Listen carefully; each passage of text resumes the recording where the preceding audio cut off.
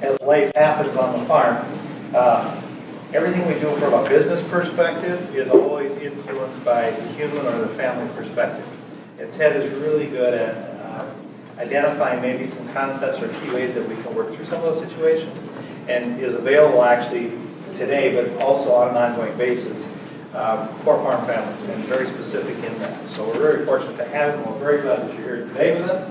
So Ted, if you would come forward, we appreciate it. Look forward to what you have to share. Now, I hear a lot about child labor laws and all those things as far as kids working off the farm and working on the farm and doing chores, and how unfair that is, and how kids in the cities don't have to do that, but kids on the farm have all these chores and everything. Let me ask this: how many of you did chores growing up on the farm? How many of you liked it? How many of you are proud of the fact that you did them? Okay. So, why are our kids any different? Why do our kids not need to do chores? The fact is, if you're working out in the barn and your kids aren't working out there with you, when is it that you talk to them?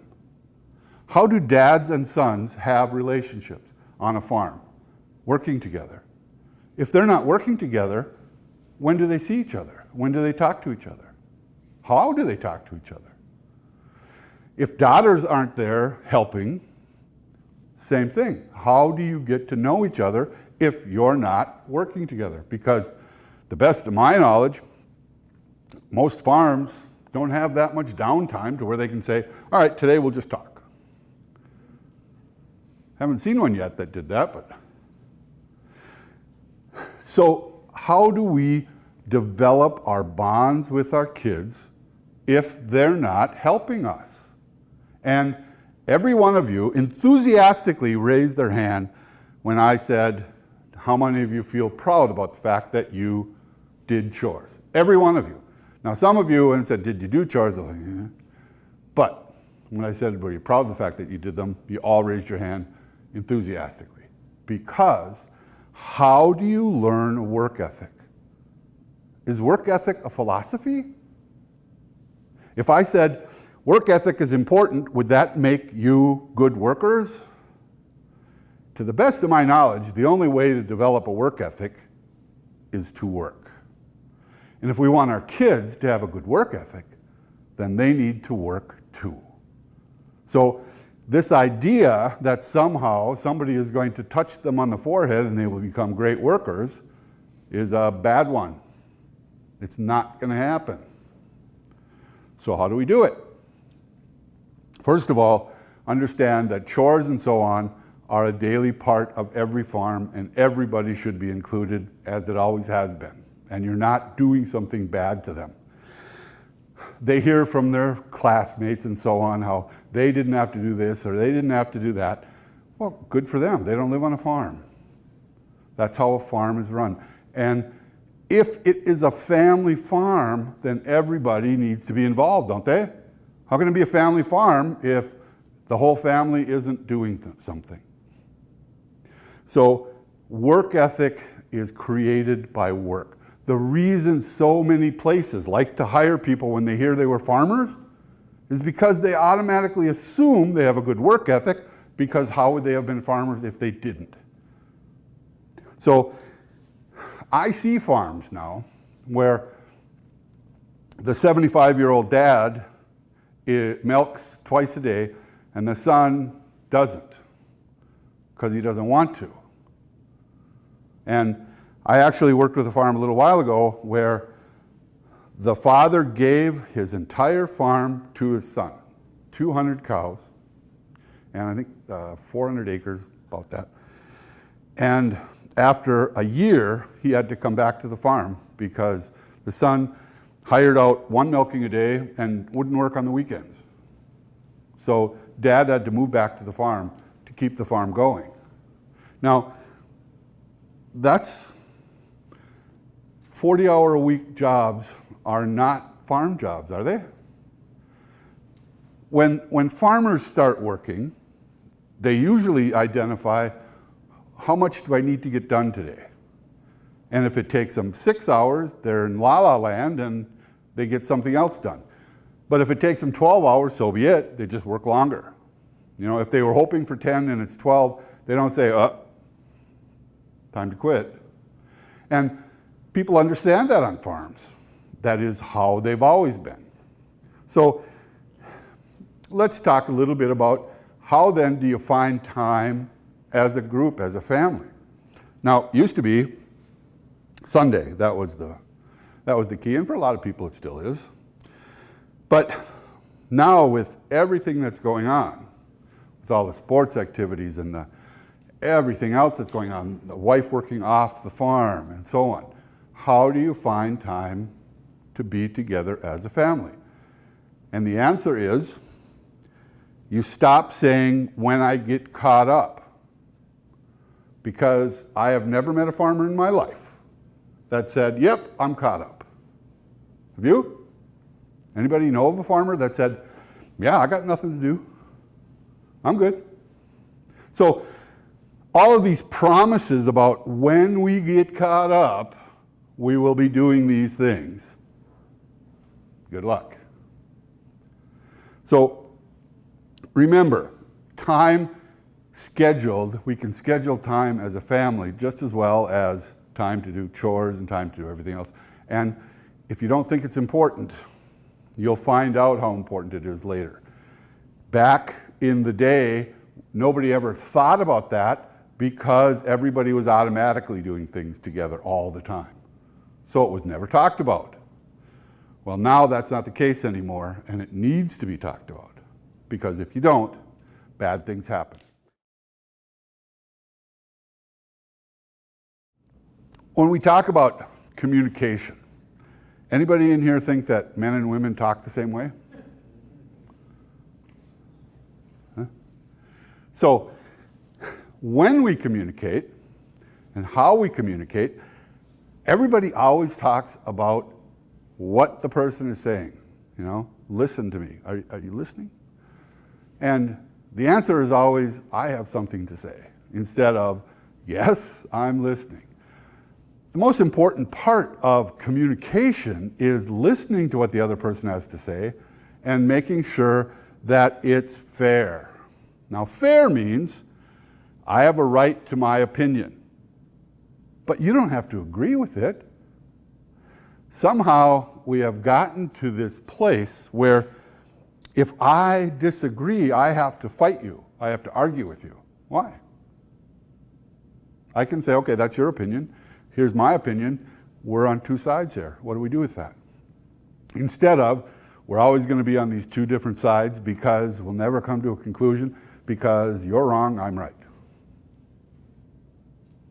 Being right and wrong in those conversations have nothing to do with anything. Men and women communicating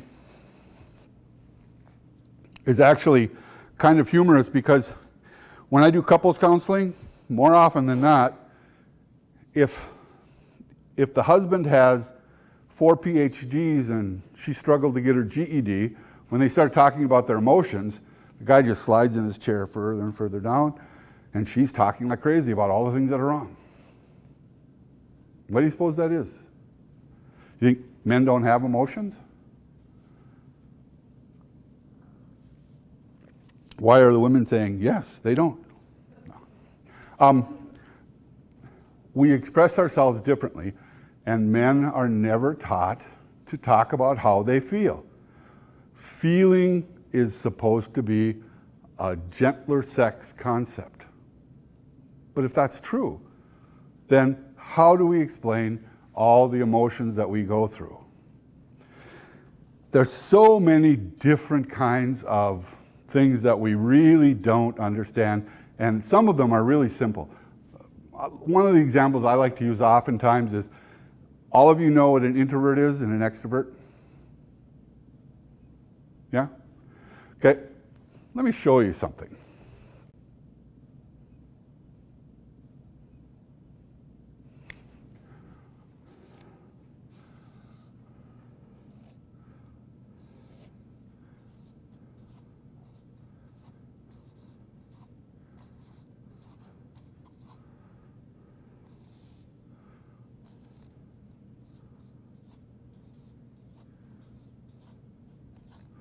Okay.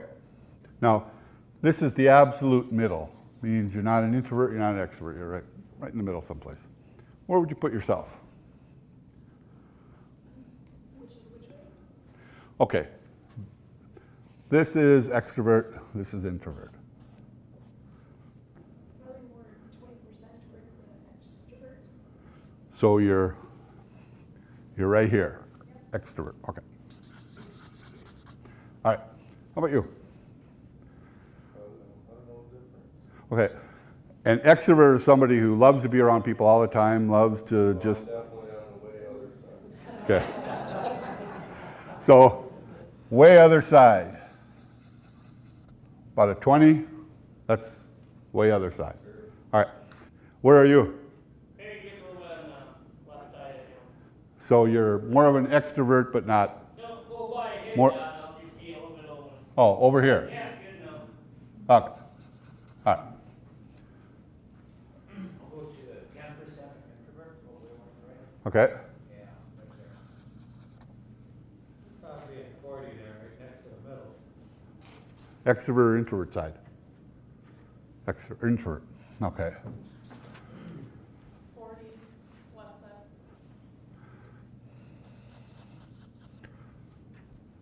On the left side, extrovert. Take 30 on the extrovert side.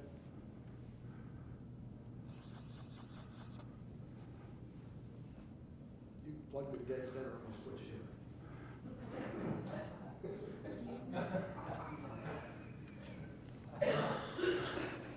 I think I can probably put you about here. Okay. How about you? Like a 40 extrovert. 40. Okay. Probably 30 introvert. 30 30 introvert, probably. introvert. Okay. I'm big time extrovert. Say 50. Dell is right in the middle.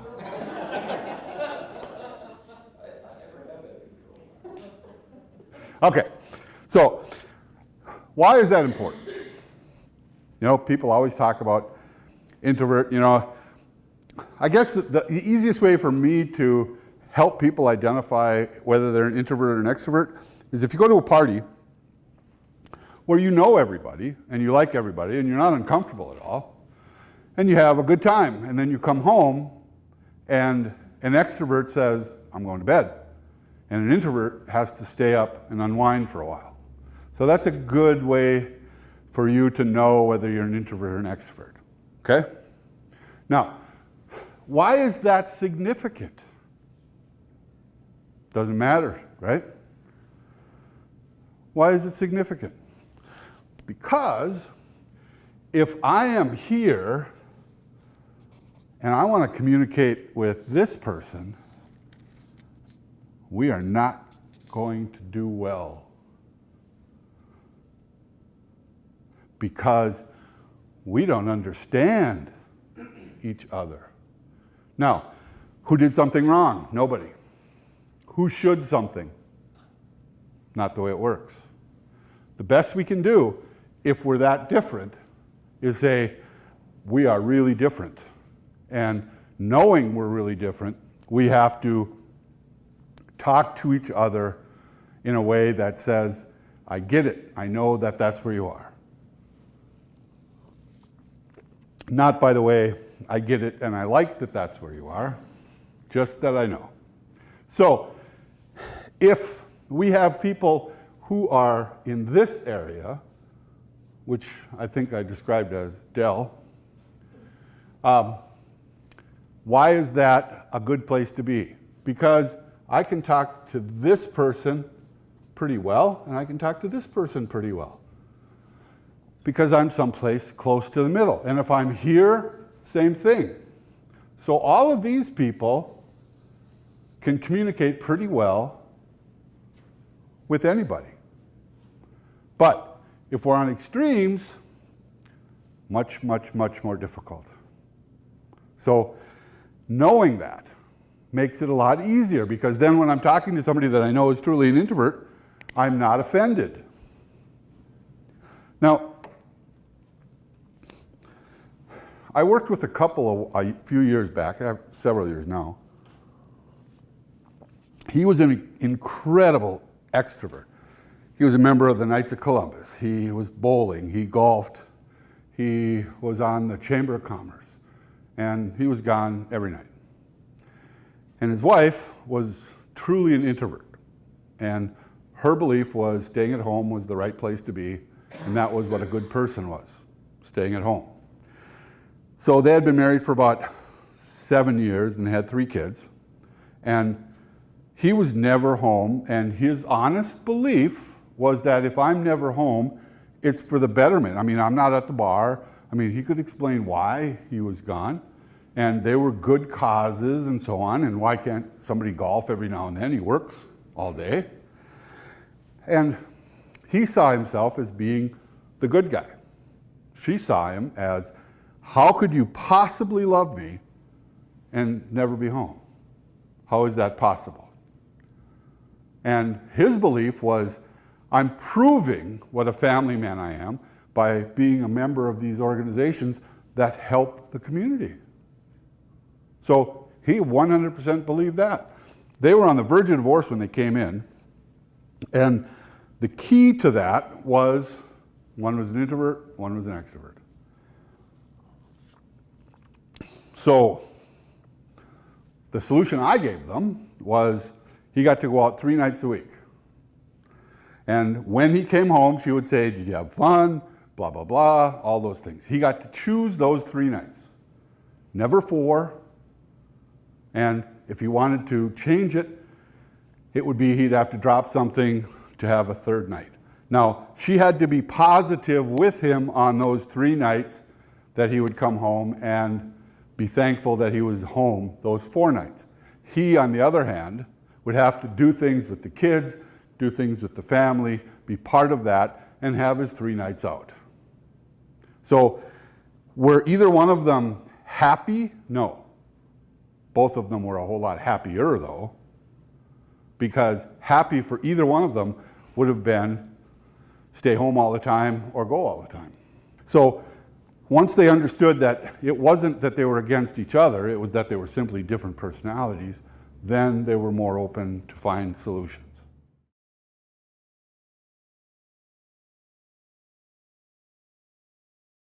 Emotions are by far the most complex thing on the planet. There's nothing more complex than emotions, nothing. And we are always trying to simplify emotions. You know, how do you feel? Good. You know, how's your day? Okay. Everything is half words, 1 word. And the fact is, well, let me show you.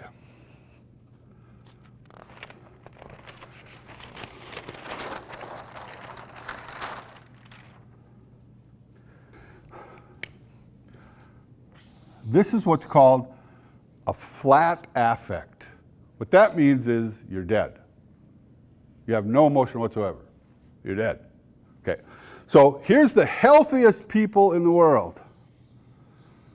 This is the healthiest. Okay? Now, that means on a Monday, for absolutely no reason, I'm in a better mood than on Tuesday, for absolutely no reason. Now, every one of us goes through that. Every one of us. When we're adolescents and we look in the mirror and we're going to a party, and on one Friday night we look and we say, yeah. And then the next Friday we look and we go, dear God. Why? Because we swing and we swing for no reason. Now that's healthy. All of you know what bipolar is? Okay. Here's what bipolars do. Okay? Now, why is that significant? Well, with bipolar people, I hear this all the time. Why don't they take their meds? You know, if they take their meds, they might not be able to, but they can do this. So why don't they take their meds? Why do you think they don't take their meds? Because the highs are really high. Exactly. You notice that this is our high, this is their high, and when they're on meds, they can't get up there. So They don't worry about this low. They're thinking, how come I never get up here? And if I stop taking my meds, I'll be able to do this. You know, this is oftentimes suicidal, but this is absolute bliss for no reason whatsoever. So that is why people have these mood swings and why it's so difficult for people to take meds. So, in talking about mood swings, now we have the normal emotions that go back and forth. How many of you feel that you feel very deeply? Easily hurt?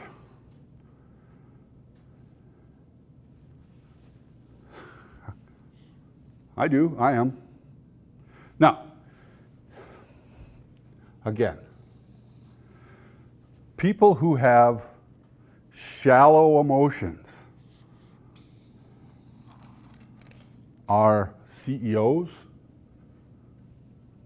big business owners, bankers.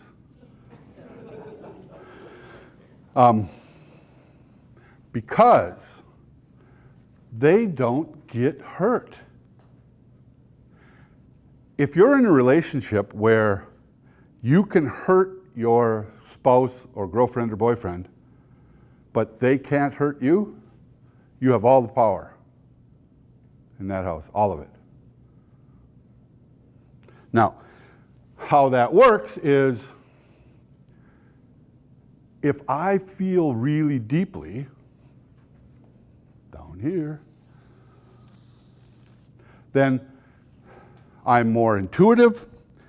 I care more about what's going on in my life and the life of others. I have all of those positive things. And also, I feel like I'm an absolute wreck when anything goes wrong. Now, the fact is, the more sensitive you are, the more difficulty you will have with relationships. Because if you can get hurt and they can't, they have all the power. Gender has nothing to do with it. Nothing. So, when you're in relationships, when you're dating, when you're looking for someone, you're far better off having somebody that's somewhere in here with you, someplace close to you, relatively. Because it's a good thing to be able to hurt the other person and to be hurt yourself. Because then we can understand each other better and we can work through things better. If I don't know why that hurt you, it's pretty hard to go through that process. So understand that emotions have a whole lot to do with how our relationships go.